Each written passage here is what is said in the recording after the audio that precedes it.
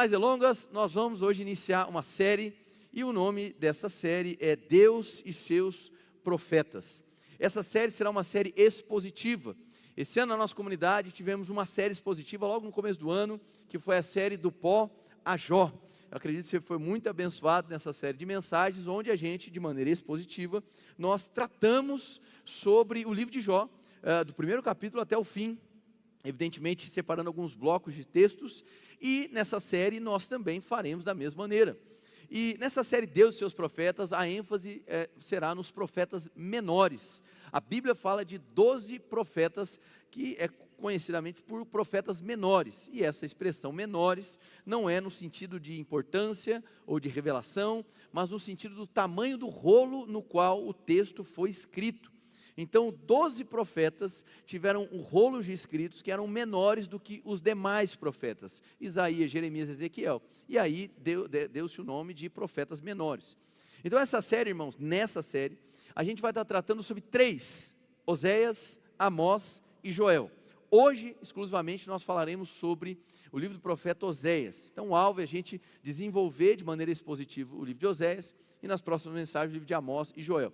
E eu faço a mesma ressalva que eu fiz hoje pela manhã. Nessa série, primeira, nós falamos sobre esses 3 profetas menores. Só que essa mesma série, Deus e Seus Profetas, ela vai estar aparecendo ao longo do ano, para que a gente dê continuidade aos demais profetas até a gente esgotar os 12. Amém? Glória a Deus. Falo isso porque a gente não vai esgotar os 12 agora, já uma semana após a outra. Por hora, a gente vai focar nesses 3, Oséias, Amós e Joel. E o que é importante, irmãos, que você compreenda, porque talvez você tenha uma certa dificuldade de dialogar, de estudar com os textos do Antigo Testamento, especialmente porque muitos desses textos são endereçados à nação de Israel. Então muitas pessoas leem a Bíblia de maneira equivocada e pensam que os textos que são propostos ali especificamente para Israel não têm valor para nós igreja, porque estamos numa nova aliança. Então porque estamos numa nova aliança, então aquilo que foi falado para o judeu não tem mais importância para nós. E a verdade é que tem. É evidente, nós não estamos mais debaixo do jugo da lei. Muitas das narrações, das descrições que a gente observa no Antigo Testamento, talvez não tenham hoje valor normativo para nós e condenatório, porque somos um novo povo. No entanto, o Antigo Testamento é carregado de inspiração, de princípios e de palavras que sim são cumpridas e são aplicadas também para nós, igreja, que nós somos o povo de Deus.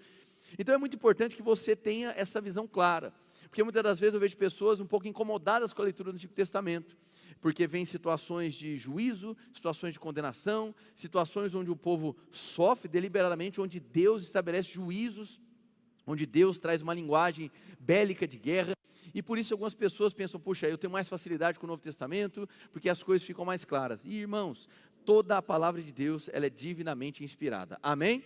Agora, existem algumas questões que são importantes para a sua interpretação. Uma delas, irmãos, que eu diria que é extremamente importante, é você entender o que é o papel de um profeta. O que é o papel de um profeta? O profeta do Antigo Testamento, acima de todas as coisas, antes que você pense que ele é alguém que prediz o futuro, não é mesmo? Você perguntava, quem é o profeta? É aquele que tem a revelação, é aquele que tem uma palavra inesperada, que vem do futuro. Antes de tudo, o profeta, ele é filho de uma tradição. E evidentemente essa tradição tendo origem na lei. Então um profeta, olhando para o Antigo Testamento, ele é filho da lei. Ele tem um vínculo com a lei de Deus. E qual é o papel do profeta no Antigo Testamento? O papel do profeta, recebendo ali os oráculos de Deus, é ter uma visão, tanto do presente, onde ele consegue discernir espiritualmente o pecado do povo, o pecado de uma nação, o pecado dos sacerdotes, o pecado de reis, enfim. Ele consegue visualizar espiritualmente, porque Deus concede a ele esse discernimento, o pecado, a corrupção. O próprio profeta Oséias, ele no meio de um período de prosperidade, tanto da tribo do norte quanto do sul, Israel e Judá, ele começa a predizer um julgamento que viria por conta da corrupção. O aparente cenário não apontava para isso, mas ele está enxergando profeticamente. Então, o profeta, ele é aquele que consegue enxergar espiritualmente aquilo que Deus revela para ele, o pecado do povo, a destruição, a corrupção, mas ele também recebe de Deus uma revelação do futuro. Que futuro é esse? O futuro predito pelo próprio Deus, um futuro ajustado, um futuro de esperança, um futuro onde haverá apenas um povo, onde a bondade reinará. Então, o profeta, ele opera entre esses dois referenciais. O pecado que ele consegue testemunhar, a malignidade do povo, a falibilidade do ser humano, e ao mesmo tempo, Deus permite que ele veja o futuro, um futuro ajustado, um futuro reto, um futuro glorioso de graça. E ele opera dentro desses parâmetros. E é por isso que, em especial no Antigo Testamento, você vai perceber que os profetas, eles têm um caráter de denúncia muito forte. Eles são levantados para denunciar a corrupção, mas não para por aí. Eles denunciam e trazem as palavras de correção. Eles denunciam, mas eles também vislumbram a esperança.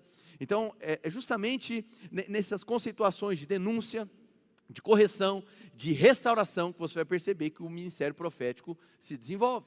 Agora, muitos pensam também, chega o Novo Testamento, mudou tudo. Agora é uma nova modalidade de profeta, e não é bem assim. O profeta no Novo Testamento, ele carrega características semelhantes à mesma característica. No entanto, o povo que o profeta no Novo Testamento, e aqui falando de profetas extracanônicos, amém? Que estão fora da Bíblia, que estão aí no meio do povo de Deus. Esses profetas, eles também vão receber de Deus esse tipo de perspectiva. Mas o povo para quem eles estão endereçando mudou. Estamos numa nova aliança. Então, muitas das coisas que os profetas do Antigo Testamento olhavam para uma futura restauração, em Cristo, a gente observa o quê? O começo desse novo tempo.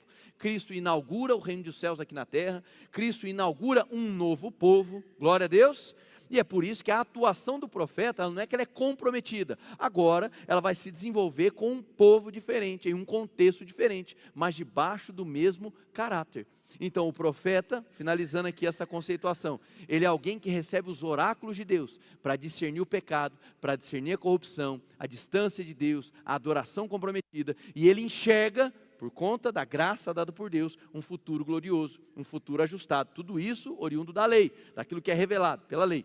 E olhando para isso, ele atua, ele opera, trazendo correção, advertência, antecipando uma ira que haveria de ser derramada. Assim é o ministério profético. Por isso, irmãos, que muitos, hoje, igreja, têm dificuldade. Chega nos profetas menores e acabam, puxa vida, não me animei tanto com o texto, não consegui entender, porque além de ser narrativo descritivo, é carregado de poesia. O livro de Osés é carregado de poesia, muita poesia.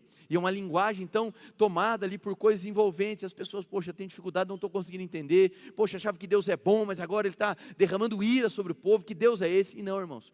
É possível perceber em todo o texto bíblico a bondade de Deus, o quanto que Deus é coerente nos seus atos, como que Deus não deixa de ser quem Ele sempre diz que Ele foi, amém? Então, abra o seu coração mesmo. Outro ponto importante para que a gente possa entrar nessa série é entender a relação de continuidade ou descontinuidade entre Israel e igreja, que esse é outro ponto crítico também. E aqui, irmãos, é válido apresentar para vocês qual é o espaçamento do debate teológico nessa questão. Por quê? Você vai ter uma aula que vai dizer da seguinte maneira: olha, Israel, Israel, igreja é igreja. Então existem promessas exclusivas para Israel e existem promessas exclusivas para a igreja. Elas não se confundem, cada um tem a sua agenda histórica, profética e escatológica de fim dos tempos. Então não mexe com Israel, não mexe com a igreja, cada um está para um lado e cada um segue a sua sequência histórica. É possível argumentar biblicamente a favor disso? Eu diria que é possível. Outros vão dizer da seguinte maneira: olha, a igreja é o novo Israel de Deus. Afinal de contas, é uma conceituação que Paulo utiliza em Gálatas. É o Israel de Deus. Então, sendo a igreja Israel de Deus, há uma relação de continuidade. Então, o que era promessa para Israel, agora se aplica à igreja de maneira absoluta. Então, o que eu estou querendo dizer aqui, e obviamente tem outras nuances nesse debate, mas eu coloquei os polos principais. É porque talvez você se depare com um texto bíblico. Tem textos, por exemplo, que nós como igreja, nós abraçamos para nós, mas que primeiramente ele foi revelado para quem? Para a nação de Israel. Nós cantamos que recebemos um novo coração do Pai, não é mesmo? Que foi retirado um coração de pedra e foi colocado um coração de carne. E nesse coração foi escrita a lei de Deus. Isso foi uma promessa primária para quem? Para Israel. Poxa, mas eu achava que é para a igreja. Bom, ao que parece, para a teologia paulina também. Paulo consegue observar e traz para nós nos seus textos que existem cumprimentos de promessas que foram feitas à nação de Israel, mas que tem o seu cumprimento no povo agora de Deus, chamado igreja. Então é justamente por pelas interpretações de Paulo acerca do cumprimento profético que leva a crer numa relação de continuidade. O que eu quero propor para vocês? Bom, primeiro, que você estude bastante isso, porque o debate é muito bom. Mas o que eu quero propor a nível de argumentação é que Jesus Cristo, primeiramente ele veio como representante messiânico dos judeus. Jesus ele vai encapsular nele, de maneira corporativa, as promessas de Israel. Então, agora, a nossa justificação, eleição, salvação, ela é corporativa, porque é em Cristo Jesus. Então, Jesus, ele vai encapsular nele todas as promessas que foram ditas para Israel, e a partir dele, ele inaugura um novo povo. Então, eu consigo ver cumprimento profético de palavras que foram em Israel e que são cumpridas na igreja hoje, amém? Ao mesmo tempo que existem promessas específicas sobre Israel, mas que alcançam o Israel étnico, alcançam o Israel do ponto de vista histórico, em termos de linguagem espiritual, como diria Paulo, não há mais judeu nem gentil, nós somos um só em Cristo Jesus. Glória a Deus. Então, eu estou trazendo essas questões a nível de estudo teológico, para que você em casa, você, irmão, possa se deleitar no estudo bíblico, amém? E tentar sempre cavar um pouco mais profundo, para que você simplesmente não se perca no texto. O texto bíblico é maravilhoso. Bom, de todas essas coisas, eu quero agora falar um pouquinho sobre o livro de Oséias, fazer um breve comentário teológico. Talvez você não esteja muito familiarizado com a história de Israel, mas houve aí uma sucessão dos primeiros reis de Israel, Saul, Davi e Salomão. E após a morte de Salomão, o seu filho Roboão assume, e aí é uma sucessão de fatos que acontecem a partir do primeiro filho de Salomão, que é simplesmente desastroso. Israel é entregue à idolatria, Israel começa a negociar de maneira equivocada e pecaminosa com estrangeiros, Israel começa a corromper a adoração de fato, e o que se percebe, e o que é dito nas escrituras, é que há uma grande divisão. E ali, na história bíblica, é narrado para nós que há uma divisão de Israel e você passa a situar em tribo do norte e tribos do sul. A região sul conhecida por Judá e a região norte conhecida por Israel. Então, é necessário entender que Oséias profetizou na tribo norte. Ele era alguém contemporâneo da tribo do norte. E ele estava nesse período de tempo, ele foi contemporâneo de Isaías. Enquanto Isaías profetizava ali em Judá, a partir da região sul, Oséias profetizava e anunciava os seus decretos de julgamento acerca das tribos da região norte, conhecida como Israel. Amém, irmãos? No entanto, o livro de Oséias tem 14 capítulos, também tem palavras para Judá. Também tem palavras que alcançaria o povo do sul, o povo da tribo do sul. O que é conhecido, é sabido, é que no tempo em que Oséias começou a profetizar, salvo engano, em 760 a.C., alguma coisa por aí, tanto Israel quanto Judá estavam gozando de prosperidade material, e que pelo próprio texto de Oséias, especificamente capítulo 4 e capítulo 8, é possível testemunhar que aquela prosperidade tinha sido dada por Deus. No entanto, o povo do norte estava usando essa prosperidade para fazer negócio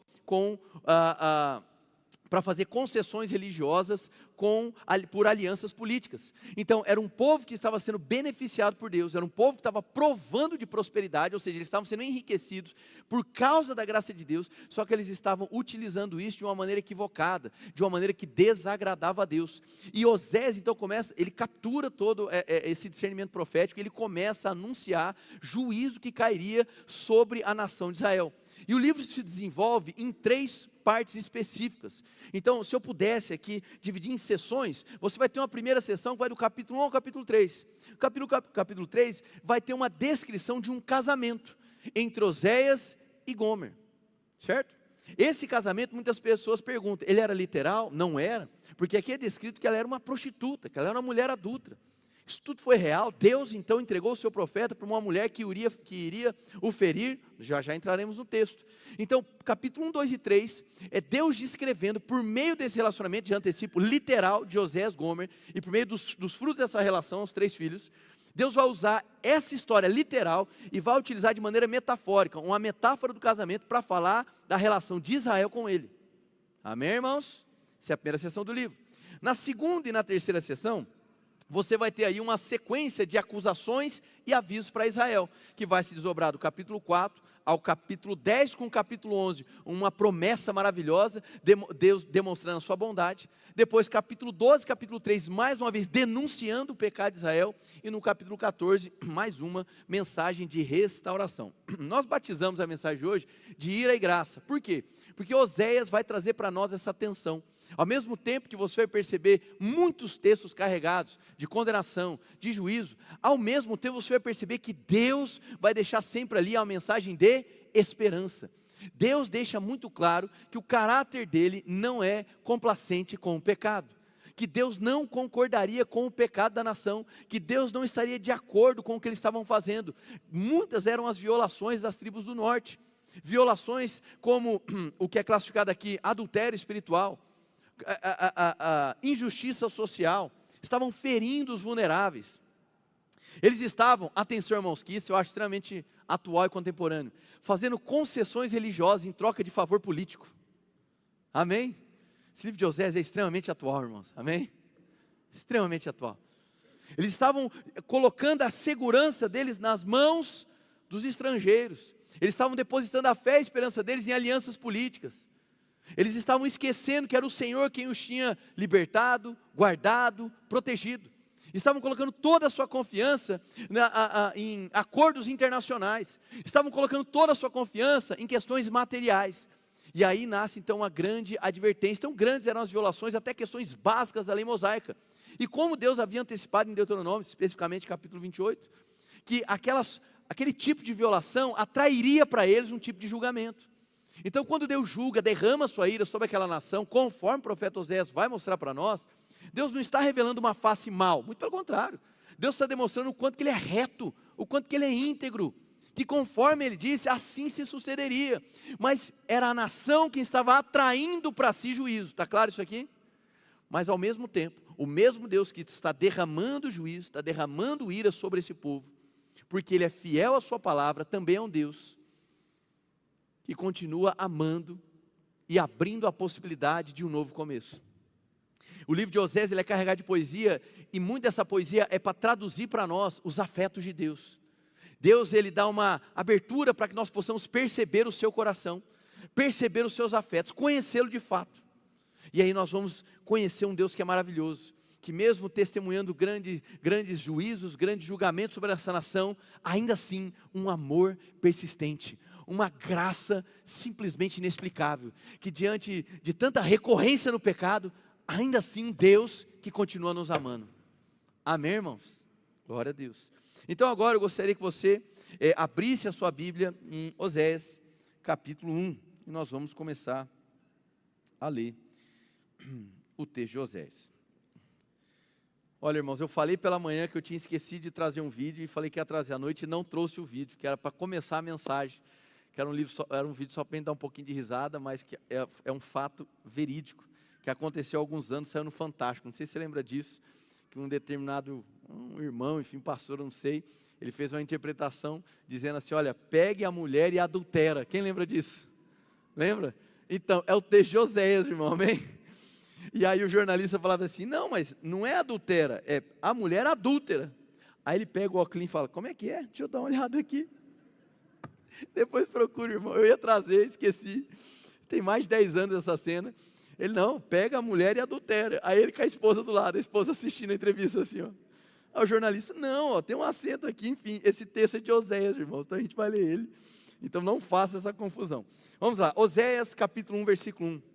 Palavra do Senhor que veio a Oséias, filho de Beeri, durante os reinados de Uzias, Jotão, Acás e Ezequias, reis de Judá. Aí talvez vocês questionem, peraí, ele não era rei, ele não profetizou para os reis de Israel, que é do norte, Judá não seria do sul? Sim, no entanto, após uma determinada dinastia, chamada dinastia Jeú, por meio de Jeroboão II, foi um dos piores reis que já teve na tribo de Israel. O que acontece é uma sucessão de assassinatos, a linha sucessória fica completamente comprometida, caos social, irmão, desordem social, injustiça social, vulnerabilidade política, as tribos do norte entram em colapso. Então quando a Bíblia faz uma datação a nível de reis que assumiram, ela se utiliza das tribos do sul, que tinha ali, vamos dizer, um mínimo de organização política e social, que a tribo do norte já não gozava mais. Mas por isso que aqui os reinados que são apontados, são reinados da tribo de Judá. Seguindo, versículo 2. Quando o Senhor começou a falar por meio de Oséias, disse-lhe, vá, tome uma mulher e adultera. Não, tome uma mulher adúltera. E filhos da infidelidade, porque a nação é culpada do mais vergonhoso adultério por afastar-se do Senhor. Por isso ele se casou com Gomer, filho de Diblaim, ela engravidou e lhe deu um filho. Então o Senhor disse a Oséias, dê-lhe o nome de Jezreel, porque logo castigarei a dinastia de Jeú por causa do massacre ocorrido em Jezreel. e darei fim ao reino de Israel. Naquele dia quebrarei o arco de Israel no vale de Jezreel. Gomer engravidou novamente e deu à luz uma filha. Então o Senhor disse a Oséias: dê-lhe o nome de Lo-Ruamá, pois não mais mostrarei amor para com a nação de Israel, não ao ponto de perdoá-la. Contudo, tratarei com amor a nação de Judá, e eu lhe concederei vitória, não pelo arco, pela espada ou por combate, nem por cavalos e cavaleiros, mas pelo Senhor o seu Deus. Depois de desmamar Lo-Ruamá, Gomer teve outro filho. Então o Senhor disse: dê-lhe o nome de Lo-Ami, pois vocês não são meu povo, eu não sou seu Deus. Versículo 10, percebe então que tem todo um contexto terrível, um contexto aqui de julgamento, de separação de Deus ali, e no versículo 10 ele vai apresentar uma proposta de esperança.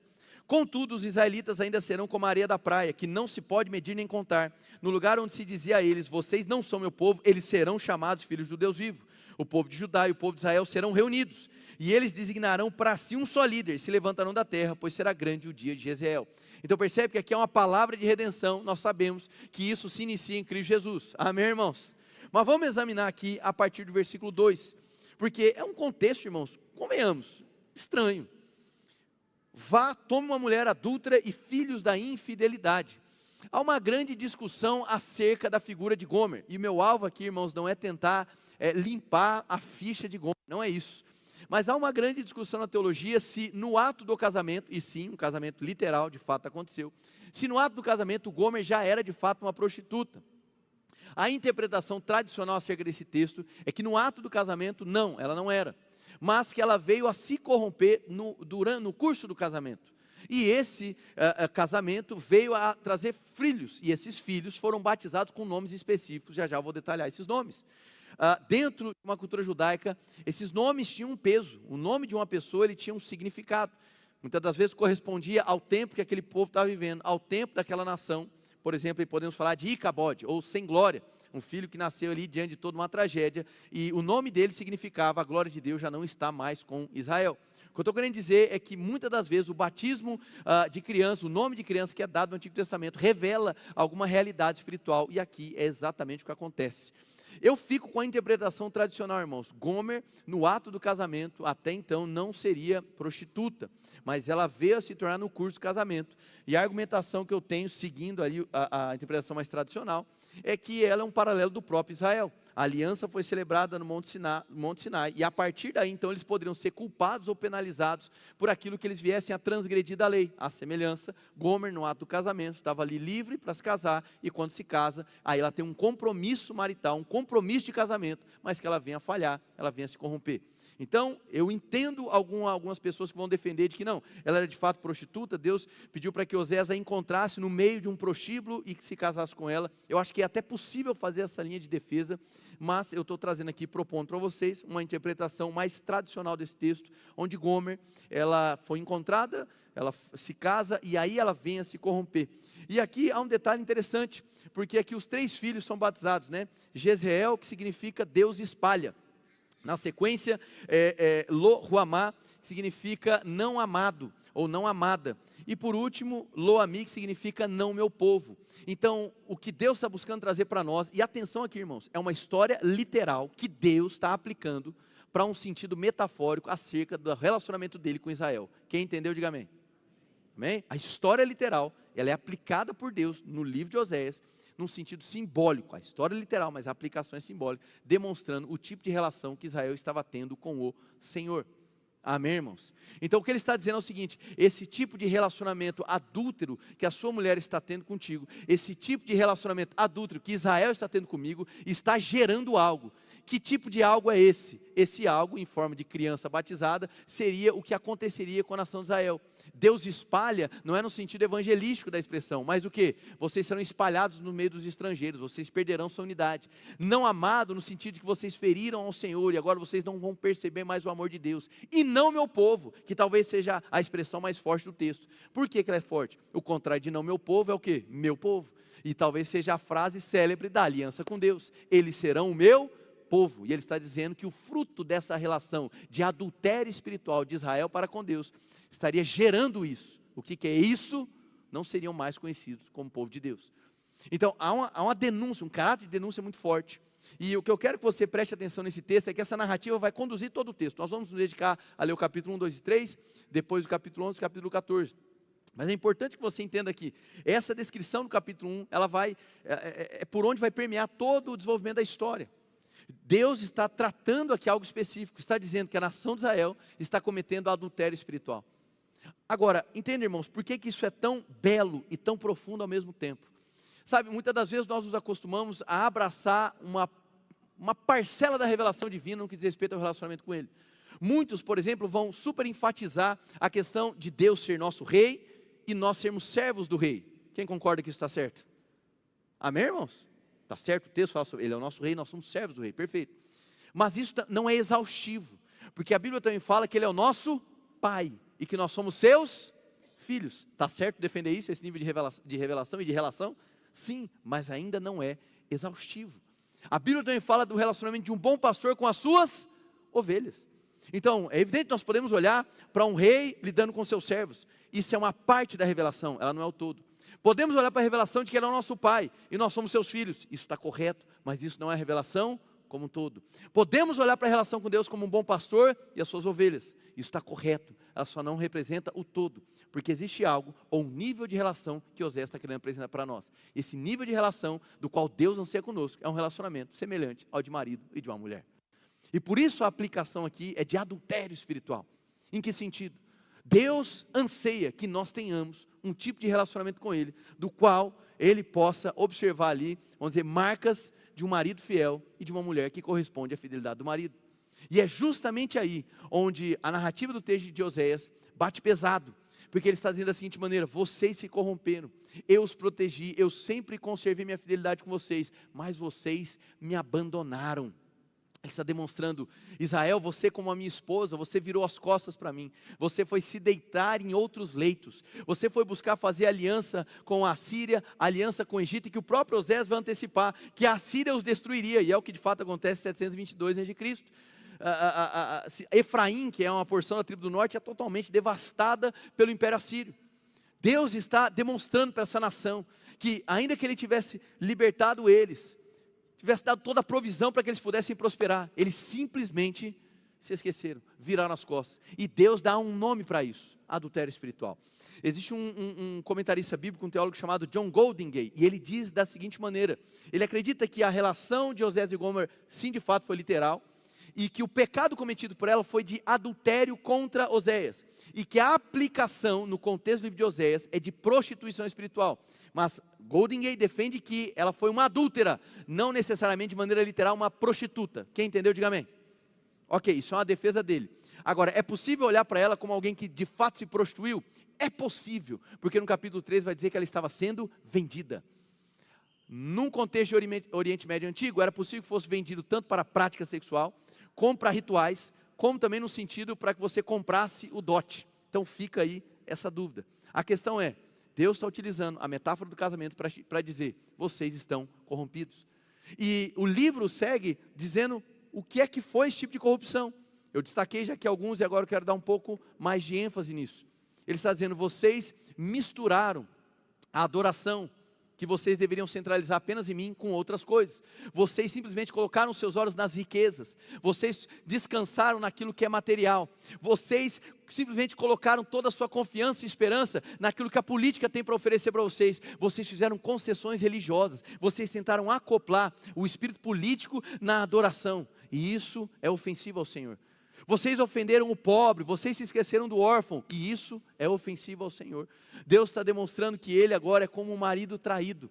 E sabe, irmãos, eu gosto da linguagem do reverendo Timothy Keller, que vai dizer da seguinte maneira: o relacionamento de casamento, ele se distingue de qualquer outra forma de casamento, por 3 questões. Primeiro, ele é um relacionamento de prioridade. Segundo, ele é um relacionamento de intimidade. E terceiro, ele é um relacionamento com mais alto grau e potencial de gerar mudança na sua vida. E isso é uma verdade, irmãos, amém? Você não precisa prestar conta para o seu filho, mas você precisa prestar conta para a sua esposa. Amém, irmãos? Não é não? Sem dúvida. E da mesma maneira, a mulher precisa prestar conta para o marido. Quando marido ou mulher começam a encobertar as coisas, isso denuncia algo, há um desajuste, certo? A relação saudável foi comprometida, porque na relação entre marido e mulher não há nada o que ser escondido. A relação marido e mulher exige um grau de intimidade que, evidentemente, você nunca terá, um pai nunca terá com seu filho. Ainda que um pai, uma mãe dê banho no seu filho quando é nenenzinho, a criança vai crescendo e o natural é que o pai não exponha mais sua nudez para o filho e nem o filho para o seu pai. Amém, irmãos? Isso é óbvio. No entanto, entre marido e mulher, não. A nudez sempre será, vamos dizer, o nível máximo de intimidade. Eles serão expostos um ao outro. Eles têm um nível de cumplicidade. O seu filho, é evidente que ter um filho muda a sua maneira de ver o mundo. Eu me lembro quando a Maria Clara, minha primeira filha, nasceu, eu fui redescobrindo o que era amor, o que é ser amado. Sendo pai, eu fui aprendendo a ser filho, amém? Acredito que quem é pai pode dizer isso, glória a Deus. Mas o tipo de relacionamento que tem um potencial de gerar um maior nível de transformação estrutural na minha vida, financeira, de gestão de tempo, tudo isso é o casamento entre um homem e uma mulher. O casamento entre uma mulher é o único que tem o potencial de fazer de vocês uma só carne, segundo o texto bíblico. Então é um nível de relação que vai envolver correspondência, é um nível de relação que vai haver prestação de contas mútua, é um nível de relação que vai exigir prioridade, é um nível de relação que vai exigir ou que vai provocar uma grande mudança na sua vida. Sendo bom seu casamento ou ruim, você gostando ou não, seu casamento provocou uma grande mudança na sua vida. Amém, irmãos? E o que Deus está querendo nos mostrar é que Ele, sendo rei, e anseia ter uma relação conosco de rei para servo, mas Ele também quer ter uma relação de pastor para ovelha, Ele também quer ter uma relação de pai para filho, mas Ele também quer um nível de intimidade de marido para mulher. Glória a Deus, irmãos. E a linguagem de Oséias começa a se desenhar de uma maneira carregada de paixão, carregada de amor. Só que, lembre-se, o ponto principal da história não é a literalidade da história de Gomer e Oséias, mas sim o que representa espiritualmente. E o que ele está dizendo é: Israel, vocês se comprometeram, vocês se venderam, vocês se esqueceram do meu amor, vocês simplesmente estão me usando em troca de favores. Irmãos, isso aqui é uma denúncia muito séria e eu faço questão de trazer isso para vocês. Se existe algo, isso é a minha percepção como responsável da igreja, dizendo que a nível de Brasil, a igreja evangélica brasileira, não estou aqui advogando ou dizendo que eu sou a voz suprema da igreja evangélica brasileira, mas se existe algo que hoje a igreja brasileira tem, infelizmente, se equivocado em muitos dos posicionamentos, envolve questões políticas. E nós precisamos entender, irmãos, a nossa esperança não está num partido, a nossa esperança não está em um lado ideológico, a nossa esperança não está em um personagem político, a nossa esperança não está em um resultado eleitoral, a nossa esperança está no Senhor. Amém? O que Deus está dizendo é da seguinte maneira: não me troquem. A esperança de vocês não está em um cenário político, nem em um cenário econômico, nem o que o seu dinheiro pode te oferecer. A sua confiança, o seu deleite, o seu descanso deve estar em mim. Isso não significa, irmãos, que você não deva ter um compromisso enquanto cidadão. Agora, irmãos, igreja não tem candidato, seja lá de qual instância for. Você tem candidato, a igreja não, irmãos. Amém? Glória a Deus. Então, em nome de Jesus, nós precisamos entender isso. O nosso compromisso é com o Senhor. Você como cidadão, vote, irmãos. Você como cidadão, participe. Não há problema nenhum em você atuar na eleição, em você trabalhar para um candidato, nenhum problema. Agora, uma igreja pleitear um candidato, uma igreja ficar tendo posicionamento, isso é um grande equívoco. Talvez, irmãos, pareça que o equivocado sou eu em dizer isso, porque normalizar um tipo de conduta que é errado, irmão, é ofensivo ao Senhor. Mais uma vez, igreja não tem candidato, porque a nossa esperança está exclusivamente no Senhor. Amém, igreja? Glória a Deus.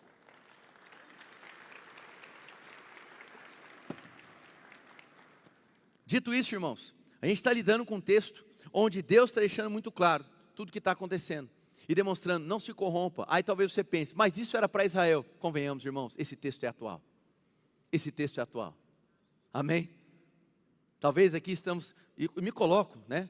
Quantas das vezes não fomos tentados a simplesmente definir o nosso estado de alegria, ou a nossa paz, o nosso descanso, pela quantidade de dinheiro que nós temos na conta, pela quantidade de posse que nós temos? Quantos de nós não ficamos ansiosos, eufóricos, deprimidos por conta de resultados eleitorais? Não é assim, irmãos? E sempre, sem perceber, a gente vai transferindo a nossa esperança para questões circunstanciais. Deus está dizendo: as circunstâncias vão te punir, as circunstâncias vão te enganar, mas eu sou o marido fiel, eu não mudo. Agora, entenda que aqui ele traz sim um sentido retributivo. Israel, você cometeu esse pecado, e por isso a minha ira será derramada. Mas mesmo, irmão, esse povo recorrendo em erros, ainda assim, Deus sempre deixa claro que no fim, a misericórdia vai se sobrepor à condenação, a graça vai se sobrepor à ira, o amor dele, no fim, vai continuar insistente e persistindo pelas nossas vidas. Capítulo 2. No versículo 1, ele vai estar encerrando aí, né? No capítulo 2, o que ele estava dizendo, aquela promessa redentiva: chame a seus irmãos meu povo e a suas irmãs minhas amadas. No versículo 2, volta a destacar o castigo e também essa nuance com a restauração de Israel. Versículo 2, repreendam sua mãe, repreendam-na, pois ela não é minha mulher, eu não sou seu marido, que ela retire do rosto o sinal de adúltera e do meio dos seios a infidelidade, do contrário, eu a deixarei nua como no dia em que nasceu. Farei dela um deserto, uma terra ressequida e a matarei de sede. Esse texto, irmão, você precisa entender na implicância de juízo. Ele está simplesmente esclarecendo o tipo de ira que seria derramada. Mas não é uma ira porque Deus simplesmente olhou e falou assim: quero derramar ira, eu tenho uma face do mal. Não, aquele povo estava atraindo para si juízo. Eles estavam bem cientes: poxa, mas Deus não é bom, Ele não poderia não derramar a ira, aí Ele seria complacente com o pecado. Então Deus não é complacente com o pecado. Ele deixa muito claro a fidelidade dele com a palavra dele. Isso para nós é segurança, irmãos. O que ele fala, ele cumpre. Ele é íntegro. Amém? Deus não falha. Agora, ele deixa muito claro: é necessário retribuir esse pecado de Israel com um julgamento. E de fato aconteceu. Mas ele também deixa claro que no fim haverá esperança. No fim haverá restauração. Glória a Deus, irmãos. A proporção de textos aqui entre julgamentos e bênçãos é quase de 4:1. 4 capítulos de destruição para 1 de bênção. Só que quanto mais você testemunha a ira, mais elevado fica a revelação do amor dele. Amém. Nós não teremos tempo para detalhar, mas capítulo 12, capítulo 13, de maneira poética, Oséias começa a relembrar os pecados da nação de Israel. Olhando para o pecado de Jacó, ele olha para outros momentos, demonstrando que Israel, de maneira recorrente, estava pecando e falhando da mesma maneira como antes. Mas ele encerra dizendo que chegará um dia onde nós seremos um só povo, e que Deus vai vencer tudo isso. Amém, irmãos? Glória a Deus. Versículo 4, não tratarei com amor os seus filhos, porque são filhos de adultério, a mãe deles foi infiel, engravidou deles e está coberta de vergonha, pois ela disse: irei atrás dos meus amantes que me dão comida, água, lã, linho, azeite e bebida. Preste atenção. Os prazeres dessa terra, os vícios que nós somos introduzidos, eles têm sim um tempo de validade, de prazer, de satisfação, mas eles são enganosos. O mesmo vício que te envolve, ele te abandona. Ele pode ter um potencial de te dar prazer, mas ele não tem o potencial de te restaurar, não tem o potencial de colocar de pé. Talvez ele tenha um potencial de anestesiar a dor, de anestesiar a sua confusão, mas não te restaura, irmão. Não te dá uma nova vida, não te dá uma nova história, não perdoa os seus pecados. Talvez te dê ali um esquecimento temporário da sua culpa, mas a culpa volta. Porque o pecado, irmão, ele não tem potencial de restauração, é destruição do começo ao fim. Talvez no começo tenha um status de prazer, mas é temporário. Deus está dizendo: olha, você foi atrás, mas será abandonada por aqueles que te ofertaram algum tipo de amor. Seguindo, versículo 6, por isso bloquearei o seu caminho com espinheiros, palavra de juízo. Eu a cercarei de tal modo que ela não poderá encontrar o seu caminho. Ela correrá atrás dos seus amantes, mas não os alcançará. Procurará por eles, mas não os encontrará. É exatamente o que os enganos dessa vida fazem conosco. Então ela dirá: voltarei a estar com meu marido como no início, pois eu estava bem melhor do que agora. Ela não reconheceu que fui eu quem lhe deu o trigo, o vinho, o azeite, quem a cobriu de ouro e de prata, que depois usaram para Baal. Essa palavra Baal aqui, ela tem um sentido muito forte nesse texto, porque ela vai ser lembrada diversas vezes. Baal, irmãos, tem o significado de senhor, dono, e para muitos comentaristas bíblicos, marido. Repete comigo: marido. Olha só que interessante. Uma das denúncias aqui proféticas no livro de Oséias é: olha, vocês me trocaram. Eu era o marido fiel e vocês assumiram um novo senhor. Baal é a palavra no original no hebraico. Aqui, irmãos, entenda, eu não estou querendo aqui afirmar textualmente, mas eu acredito que seja uma possibilidade hermenêutica a gente olhar para João capítulo 4 como uma alusão de Oséias. Por quê, irmãos? A região de Samaria ficava na região norte, nas tribos do norte. E a região de Samaria é especificamente um dos locais onde Oséias provavelmente mais profetizou, mais caminhou. Em João capítulo 4 é um texto onde Jesus ele se encontra com uma mulher samaritana. E a fala de Jesus com aquela mulher, talvez para nós não faça sentido, mas talvez para alguém que é de Samaria faça sentido. Porque ele pergunta, onde está o seu marido? Talvez para nós não faça sentido, mas é possível, eu não estou dizendo que é uma afirmação, é possível que para aquele povo, marido significasse o quê? Quem é o seu Baal.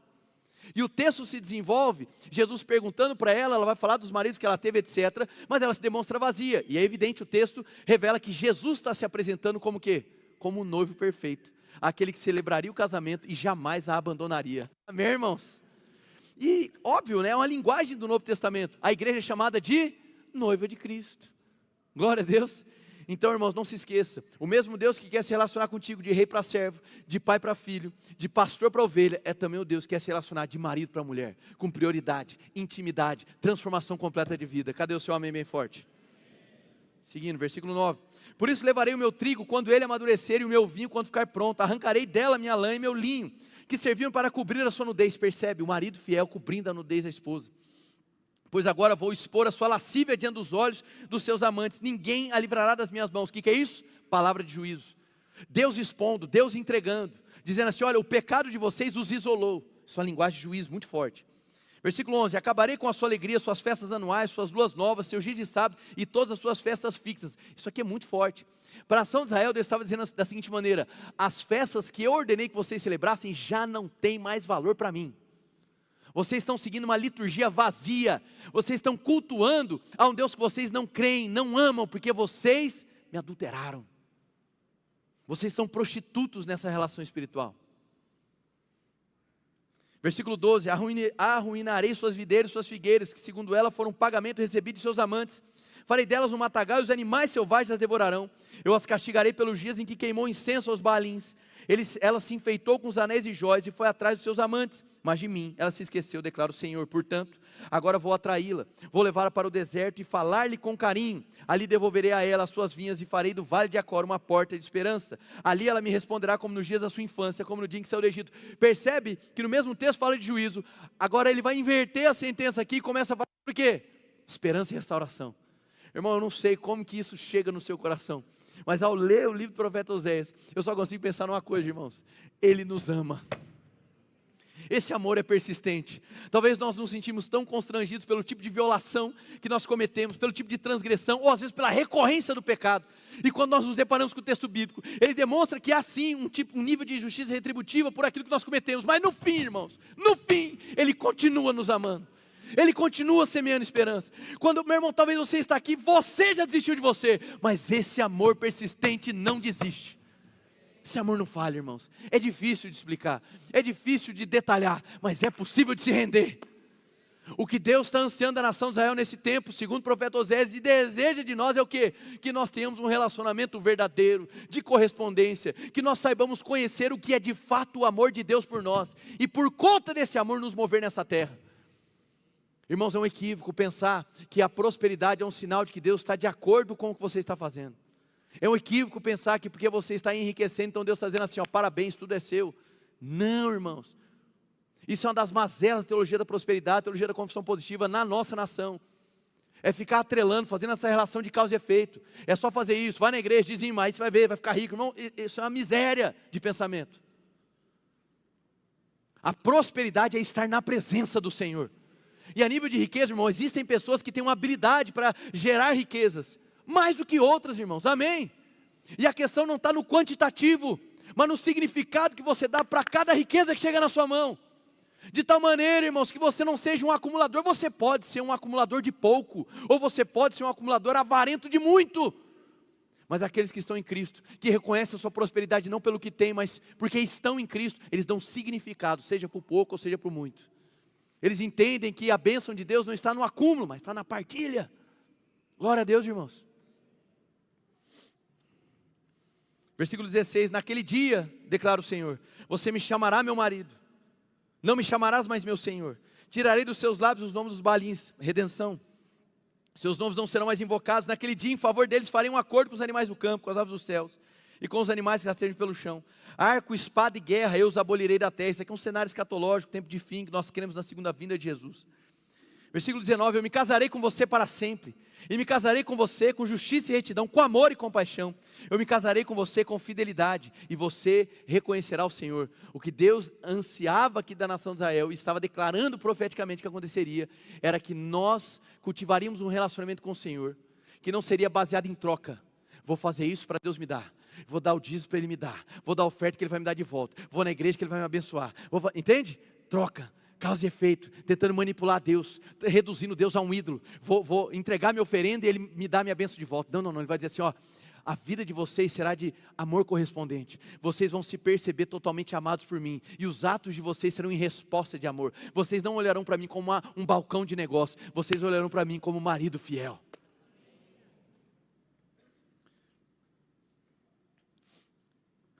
Versículo 23, eu a plantarei para mim mesmo na terra, tratarei com amor aquela que chamei não amada, direi àquele chamado não meu povo, você meu povo, e ele dirá, tu és o meu Deus. Irmãos, isso começa a se cumprir por meio do sacrifício de Cristo Jesus. Hoje, irmãos, essa promessa aqui, ela encapsulada em Cristo, nós podemos usufruir do cumprimento dela. Hoje Deus olha para você e não diz não amado, Ele olha para você e diz assim, eu lhe amo.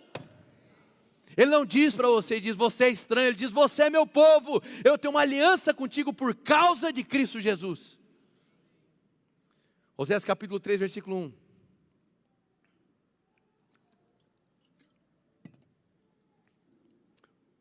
O Senhor me disse, agora ele retoma a história literal entre Osés e Gomer. Ele começa a encerrar essa história. Como eu disse, vai nortear todo o livro. O Senhor me disse, vá, trate novamente com amor sua mulher, apesar de ela ser amada por outro e ser adúltera. Ame-a como o Senhor ama os israelitas, apesar de eles se voltarem para outros deuses e de amarem os bolos sagrados de uvas passas. Por isso eu a comprei por 180 gramas de prata e 1,5 barril. Essa mulher que havia casado com Oséias, que tinha desfrutado de um relacionamento com o marido fiel, tinha tido filhos, agora ela está num estado de calamidade social. Está sendo vendida, irmãos. E agora o que é revelado é um amor redentivo. Oséias tomando ela de volta para si. Talvez você se questione, irmãos. Mas por que isso? E eu acho que é uma boa pergunta. Eu acho que a gente pode analisar perspectivas em relação à resposta para isso. Absolutizar uma resposta, talvez a gente incorreria em um erro monumental. É estranho, irmãos, a gente olhar para essa cena. Deus olhando para um homem, um profeta, e dizendo assim, se case com essa mulher, e Deus sabendo que ela o adulteraria. Bom, eu não vejo Deus aqui nessa cena manipulando a história. Entende? Olha, eu vou fazer isso e vou provocar isso para que então... Não. Eu vejo Deus olhando para a história, e por meio dessa história, utilizando o que ele sabia que aconteceria, para que o profeta Oséias pudesse não apenas pregar a mensagem de Deus, mas encarnar a mensagem de Deus. O compromisso do profeta no Antigo Testamento envolvia não apenas falar em nome de Deus, mas também perceber os afetos de Deus. De uma maneira gloriosa e soberana, Deus usa dessa história, entenda, Deus não é o provocador do adultério, amém? Porque senão ele coadunaria com o pecado, isso faz o menor sentido. Mas olhando para esse roteiro, e Deus, na sua onisciência, reconhecendo todo esse roteiro, Ele usa, e isso acaba por gerar um potencial redentivo para Gomer. O fim de Gomer ela encontra descanso nos braços do seu amado. Ela encontra descanso nos braços daquele que sempre a amou, mesmo tendo sido traído diversas vezes. O paralelo com a nação de Israel é o paralelo de toda a humanidade. Em Efésios capítulo 2 é descrito que nós, quando fomos encontrados pelo Senhor, éramos considerados inimigos de Deus, filhos da ira. A acusação de prostituição espiritual, irmãos, ela talvez era muito clara para a nação de Israel, mas ela nos ronda todos os dias. Quantas são as ofertas? Talvez materialistas, talvez ofertas, como eu disse aqui, políticas, econômicas, sexuais. Quantas ofertas pecaminosas nos cercam, nos rondam. Amém, irmãos? Mas no fim de tudo isso, o amor de Deus prevalece. Sabe, irmãos, hoje talvez você não consiga se levantar para caminhar. Eu diria que o que você precisa hoje não é nem isso. Talvez seja um movimento muito ostensivo para você. O que você precisa hoje é simplesmente se permitir ser amado por Deus. E permitir que o amor dele coloque em ordem os amores no seu coração. E permitir que o amor dele lidere você nessa saga de restauração. Eu sei que olhar no espelho diante de tanto erro, de tanta recorrência, gera em você um abatimento e um sentimento de autodesistência. E o que eu estou dizendo aqui hoje não é para você olhar no seu espelho, é para você olhar para Cristo. Amém, irmãos? E olhar para a fidelidade dEle. E olhar para o nível de entrega dEle, para o nível de sacrifício dEle. Ainda que nós não merecêssemos. A história de Gomer e Osés é chocante, mas a história da humanidade perante Deus é chocante. E aqui começa a acontecer o momento da retomada, o momento da redenção na vida de Gomer. Ela é trazida de volta. E o texto vai dizer para nós no versículo 3: e eu lhe disse, depois de ter comprado, você viverá comigo. Repete comigo: você viverá comigo. Muito bem.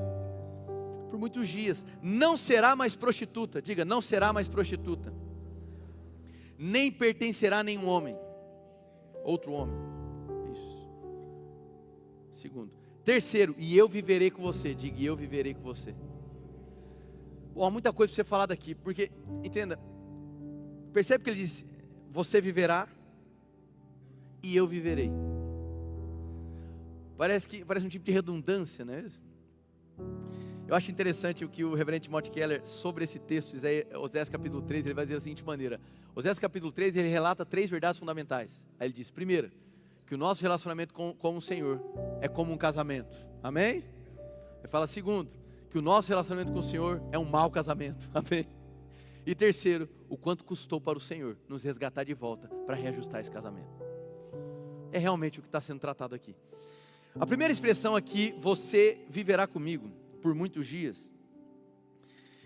Ele trata aqui especificamente sobre a reconstrução desse casamento, a construção de uma vida a dois. Você viverá comigo todos os dias. Ou seja, o marido agora está dizendo: eu assumo a responsabilidade pela sua vida. O marido está se comprometendo com Gomer afetivamente. O custo de Osés, irmãos, não foi um custo meramente monetário que ele teve que pagar. Muitos casamentos hoje estão sendo destruídos porque foram reduzidos a uma simples cifra monetária. Talvez a alegria do casamento é porque tem muito dinheiro, mas quando tem dinheiro acabou-se a alegria. Então, na verdade, nunca houve alegria. O que havia era ilusão. E o que Deus está demonstrando é que nesse processo de redenção, o marido agora, fiel, que traz a sua esposa de volta, ele vai assumir a responsabilidade, não apenas aqui num sentido monetário, mas afetivo, social. Ele assume todo esse prejuízo para construir uma vida a dois. No texto seguinte ele diz: não será mais prostituta, nem pertencerá a nenhum outro homem. Em muitos manuscritos está escrito aqui: nenhum outro homem, incluindo a mim. E há um nível de concordância entre comentaristas bíblicos de que o texto aqui de fato diz isso, que por um determinado período de tempo indefinido, Oséias também seria privado de relação sexual com Gomer. E há muito debate sobre por que isso, por que esse período de abstinência entre os dois, sendo que agora o casamento foi novamente celebrado. Há uma colocação do comentarista Derek Kidner que diz da seguinte maneira: há hábitos desleais que foram cultivados, que precisam ser desfeitos. Há uma realidade dolorosa no relacionamento pessoal que precisa, sem pressa, ser explorada em conjunto.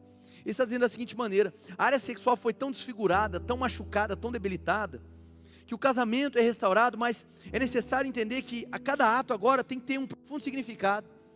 E a etapa sexual, ela vai acontecer, mas há um período de tempo que é necessário desfazer essa habitualidade da deslealdade.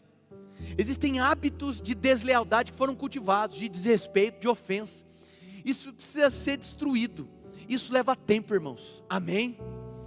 Eu lido com muitos casais e famílias, enfim, com situações de adultério. Graças a Deus, irmãos, eu tenho testemunhado muito mais restaurações do que términos. Amém? Mais difícil que seja, graças a Deus a gente consegue ver a graça de Deus atuando.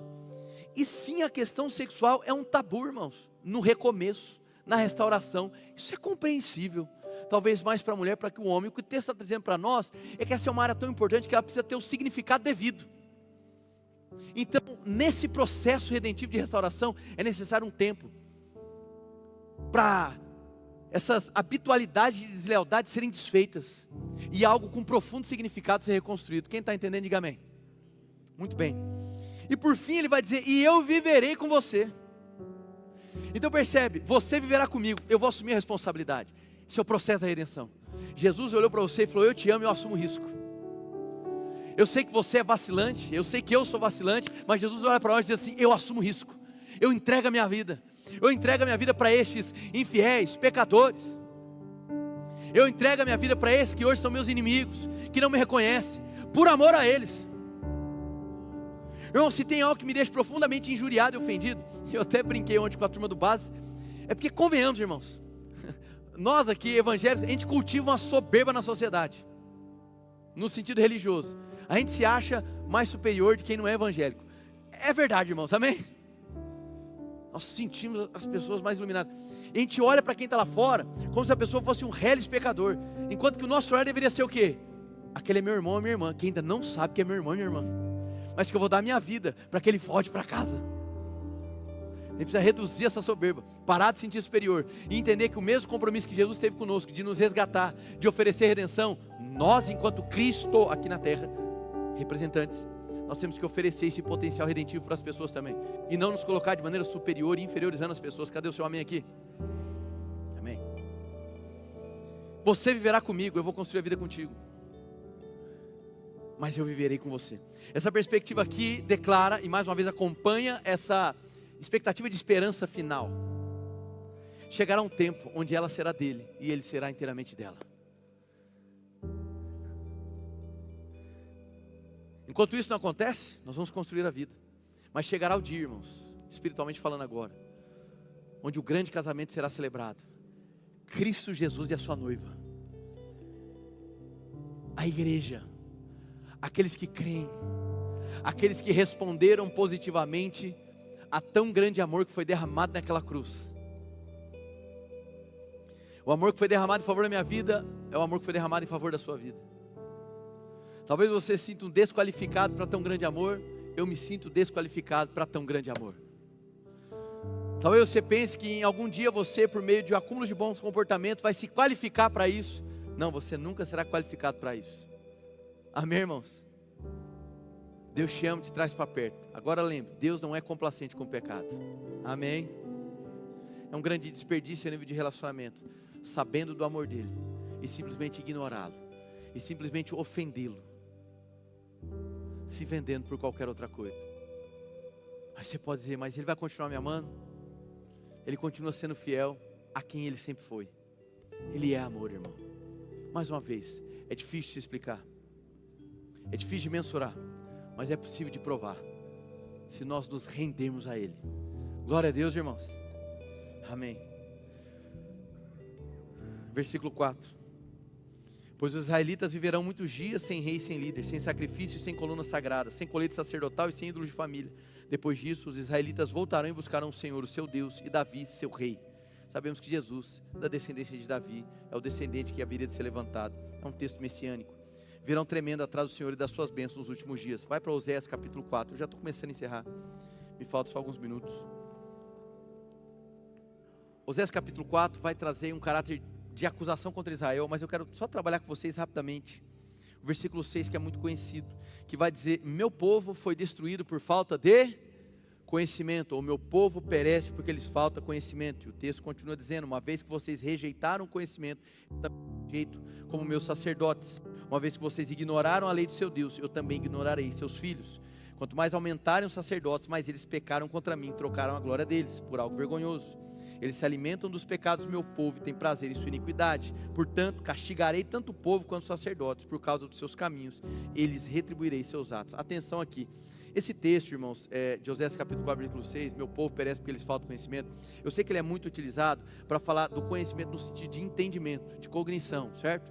Olha, então você não conhece no sentido de entender a lei de Deus, de não ter acesso à lei de Deus, e por isso que você perece. Então, como se fosse uma cognitiva, você tem acesso disso, e porque tem acesso agora, você prospera, etc. Mas a palavra que é utilizada no hebraico é mais profunda, irmãos. Ela não se limita à questão cognitiva. A concordância a respeito dessa expressão é sobre relacionamento. Deus está dizendo assim, o meu povo perece porque eles faltam conhecimento, é no sentido que eles não me conhecem porque não se relacionam comigo. A expressão conhecimento da Bíblia, ela tem um profundo significado. Ela fala também de intimidade. Então Deus, dentro de um contexto de casamento, de marido, de fidelidade, infidelidade, está dizendo da seguinte maneira: meu povo perece porque não se relaciona comigo como um marido se relaciona com a mulher, como uma mulher com o marido, porque não cultivam intimidade. Eles talvez me assimilem cognitivamente, talvez você aceite a Deus do ponto de vista intelectual, você considera Deus algo plausível, razoável de se acreditar, mas não é esse o tipo de relacionamento que Deus deseja contigo. Amém, irmãos? Deus quer revelar o coração dele para você. Deus quer tocar nos seus afetos. Deus quer tocar no seu coração. Então aqui, o meu povo perece porque eles faltam conhecimento, é no sentido de relacionamento. Quem entendeu, diga amém. Ainda, John Goldingay, especialista no Antigo Testamento, ele entende que essa expressão aqui seria melhor aplicada como reconhecimento. Meu povo perece porque eles faltam reconhecimento. Então ele vai olhar para a relação no sentido de reverência. Caminhando, vai para Oséias capítulo 11. São os últimos textos que eu vou ler agora, Oséias 11 e Oséias 14. Por que eu quero fechar com esses textos? Os demais textos, Oséias 4, 5, 6, 7, 8, 9, 10, são as disposições do pecado de Israel que você pode meditar na sua casa. Os textos de Oséias 12 e 13 também são denúncias expondo o pecado de Israel. Mas eu quero tratar aqui finalmente, lendo e para encerrar, Oséias 11 e Oséias 14. Oséias 11, irmãos, porque para mim é uma das linguagens poéticas mais belas que tem no livro de Oséias, talvez no Antigo Testamento, onde Deus vai revelar o seu amor por Israel, como de um pai para um filho. E o texto vai dizer assim, versículo 1. Quando Israel era menino, eu o amei, e do Egito chamei o meu filho. Quanto mais eu chamava, mais eles se afastavam de mim. Eles ofereceram sacrifícios aos Baalins e queimaram incenso para os ídolos esculpidos. Mas fui eu quem ensinou Efraim a andar, tomando-o nos braços, mas eles não perceberam que fui eu quem os curou. Eu os conduzi com laços de bondade humana e de amor. Tirei do seu pescoço o jugo e me inclinei para alimentá-los. Acaso não voltarão ao Egito e a Síria não os dominará, porque eles se recusam a arrepender-se? A espada reluzirá em suas cidades, destruirá as trancas de suas portas e dará fim aos seus planos. O meu povo está decidido a desviar-se de mim, embora não sejam conclamados a servir ao Altíssimo, de modo algum o exaltam. Como posso desistir de você? Percebe que Deus ele vai trazendo aqui uma dualidade de sentimento. Ao mesmo tempo que ele diz assim, a minha ira tem que ser derramada, por outro lado ele fala assim, mas eu os amo tanto. Mas pode dizer assim, mas poxa, Deus tem esse tipo de indecisão? Meu irmão, isso aqui, a nível teológico, a gente chama de antropopatismo. Eu sei que é um termo esquisito, mas que significa o quê? Deus tentando utilizar uma linguagem humana, afetiva, sentimental, para que a gente consiga se aproximar do sentimento que Ele cultiva. Amém? Por isso, tamanha poesia. Como posso entregá-lo nas mãos de outros, Israel? Como posso tratá-lo como tratei Admar? Como posso fazer com você o que fiz com Zeboim? O meu coração está enternecido, despertou-se toda a minha compaixão. Irmão, parece paradoxal. Que a gente está acostumado que quando a gente comete um delito, a gente espera o quê? Acusação, culpa e julgamento. E é como se o pecado aqui de Israel, de alguma maneira, despertasse a ira por conta da necessidade de cumprimento da lei, mas ao mesmo tempo enaltecesse a misericórdia. Que Deus é esse, irmão? Não executarei a minha ira impetuosa, não tornarei a destruir Efraim, pois sou Deus e não homem, o santo no meio de vocês, não virei com ira. Eles seguirão o Senhor, ele rugirá como leão, quando ele rugir, os seus filhos virão tremendo desde o ocidente, virão voando do Egito como aves, da Síria como pombas, eu os estabelecerei em seus lares. Palavra do Senhor. Meu Deus, irmãos, meu Deus, em Cristo Jesus a gente consegue perceber o início desse cumprimento, mas chegará o dia, o grande dia que Jesus vai voltar, e esse casamento será estabelecido de uma vez por todas. O que ele está dizendo, irmãos, é que em Cristo Jesus, por causa de Cristo Jesus, nós seremos desviados da ira vindoura, e nós poderemos desfrutar da comunhão com aquele que nos amou desde o princípio. O que muda tudo, o que vira o jogo para nós, não são os seus atos, não é o seu bom comportamento, tudo isso deve ser uma resposta do que você foi amado, mas o que muda todo o cenário chama-se Jesus Cristo, irmão. Oséias 14, é um texto curto para a gente encerrar. Volte, ó Israel, para o Senhor, o seu Deus, seus pecados causaram sua queda, preparem o que vão dizer e voltem para o Senhor, peçam-lhe, perdoa todos os nossos pecados e por misericórdia recebe-nos para que te ofereçamos o fruto dos nossos lábios. A Assíria não nos pode salvar, não montaremos cavalos de guerra. O que ele está dizendo? Não será a aliança política que vai me dar esperança, não será a segurança bélica que vai me dar esperança, nunca mais diremos nossos deuses aquilo que as nossas próprias mãos fizeram, ou seja, não será o meu mérito quem vai me resgatar, porque tu amas o órfão. Eu curarei a infidelidade deles e os amarei de todo o meu coração, pois a minha ira desviou-se deles. Graças a Jesus, irmãos. Serei como orvalho para Israel, ele florescerá como lírio, como cedro do Líbano, aprofundará suas raízes, seus brotos crescerão, seu esplendor será como o da oliveira, sua fragrância como a do cedro do Líbano. Os que habitavam a sua sombra voltarão, reviverão como trigo, florescerão como a videira, e a fama de Israel será como a do vinho do Líbano. O que Efraim ainda tem com ídolos, sou eu quem lhe respondo e dele cuidarei. Sou como um pinheiro verde, o fruto que você produz de mim procede. O versículo 9, eu diria que é uma nota do autor, nos lembrando que esse texto não ficou na história de Israel, mas é a nota final do autor para nos lembrar que esse texto é atual. Ele diz: quem é sábio? Aquele que considerar essas coisas. Quem tem discernimento? Aquele que as compreender. Os caminhos do Senhor são justos, os justos andam neles, mas os rebeldes neles tropeçam. Queridos, eu encerro essa mensagem, e a minha oração é para que você hoje se permita ser amado, quebrado, quebrantado pelo Senhor. Como o profeta encerra dizendo: não serão as alianças políticas, não serão os resultados eleitorais, não será a segurança bélica, não será a sua segurança econômica, não será o teu mérito. Somos encontrados como órfãos, mas exclusivamente o amor de Cristo Jesus, o amor do qual nós não merecíamos, mas que ainda assim Ele derramou naquela cruz para nos salvar. Hoje é uma noite para recomeço, hoje é uma noite de perdão, hoje é uma noite para que nós sejamos examinados, aonde está a nossa esperança.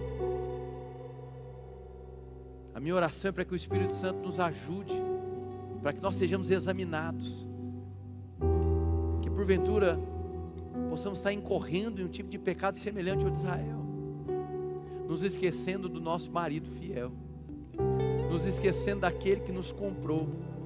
Talvez estejamos vendendo ou entregando a fidelidade do nosso casamento por ofertas tão mesquinhas. Que você seja examinado pelo Espírito Santo, e que a revelação desse texto alcance, irmão, o bom sol do seu coração. Amém? Quantos foram abençoados, dá uma glória a Deus bem forte aí do seu lugar. Amém.